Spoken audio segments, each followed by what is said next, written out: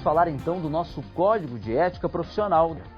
Foi por meio dessas entidades nacionais representativas de cada uma dessas áreas que o nosso Código de Ética foi idealizado. Conhecer esse código é um caminho importante para a nossa profissão ser sempre respeitada por todos os cidadãos, porque afinal, todos os nossos projetos visam sempre um bem maior, o ser humano. A gente convidou grandes profissionais brasileiros para falar sobre alguns dos pontos mais importantes do nosso Código de Ética. Profissionais como você, que acreditam que a ética é também o melhor caminho para construir uma relação positiva e uma imagem de qualidade. Nós, arquitetos, engenheiros, agrônomos, geólogos, geógrafos ou meteorologistas, temos aqui não um manual de princípios, mas as características valiosas das nossas profissões. A ética é o ser humano olhar para os outros como parte dele mesmo e ele como parte de um todo. O técnico não pode fugir a isso. O técnico tem que tentar promover o desenvolvimento, promover a melhoria das condições de vida das pessoas, ao mesmo tempo preservando as pessoas, o entorno e preservando, sobretudo, esse espaço que nós vivemos, o nosso planeta.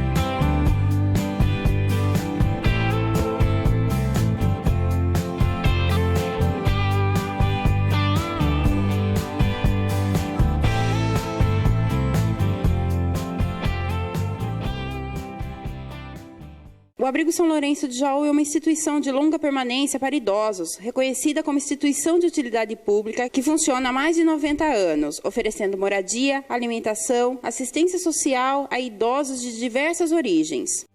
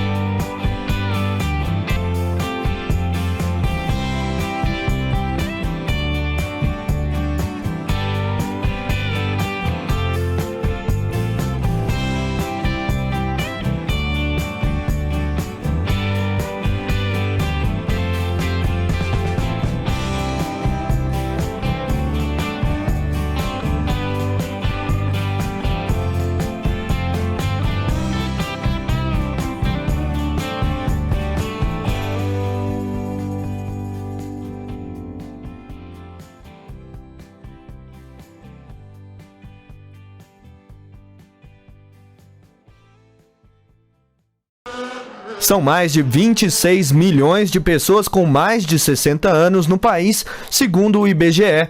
Os idosos representam 13% da população, número que deve crescer com o aumento da expectativa de vida do brasileiro. Em 2013, foi de quase 74 anos e até 2050, o Brasil deve ter mais pessoas idosas do que jovens com menos de 15 anos de idade. Senhoras e senhores, como a dona Ildenê, de 84 anos. A velhice é como um pôr de sol dourado, esse pôr de sol daqui de Brasília, que é tão lindo. Eu sou muito feliz nesta idade. Por lei, as pessoas idosas têm uma série de direitos garantidos, principalmente pelo Estatuto do Idoso, que passou a valer em 2003. O idoso passou a ser visto hoje com um olhar de mais respeito, né, com uma pessoa, um sujeito de direitos, que antes não existia. Mas é uma caminhada, né? Direitos nós sabemos que vamos conquistando através da participação social, da cobrança, da fiscalização, do controle social, e isto a gente vai avançando aos poucos. O que a gente tem percebido, assim, ao longo dos anos, é um aumento muito acelerado, né, da população idosa, em especial no Brasil. E esse aumento, ele se reflete muito e vai se refletir muito nas diferentes políticas públicas, porque, como você falou, a gente precisa se preparar para acolher e prestar uma atenção a essa população que vem junto com uma série de características e especificidades, né, que envolvem necessariamente um cuidado também diferenciado.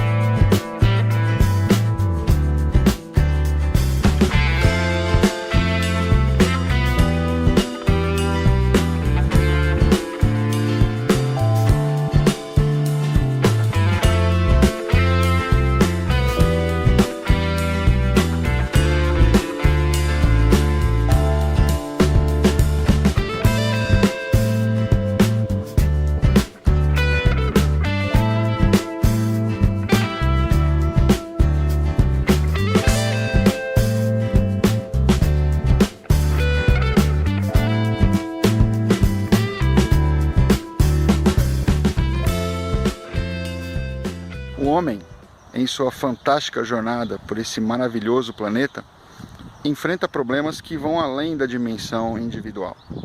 Na verdade, o homem é um ser social e justamente por isso se organiza em uma miríade aí de instituições. Instituições que têm como objetivo maior o atendimento ao bem comum ou de um grupo. Por exemplo, escolas, hospitais, creches, asilos. Essas instituições têm vida própria e, portanto, experimentam problemas que demandam soluções. E precisou de soluções, a engenharia está lá. Porque os projetos, para serem exitosos, precisam atender a um tripé mágico: o que se quer, o que se pode, o que se deve. Muitas vezes, só a vontade, só o desejo de resolver um determinado problema não é suficiente. Na verdade, pode dar origem a problemas maiores ainda.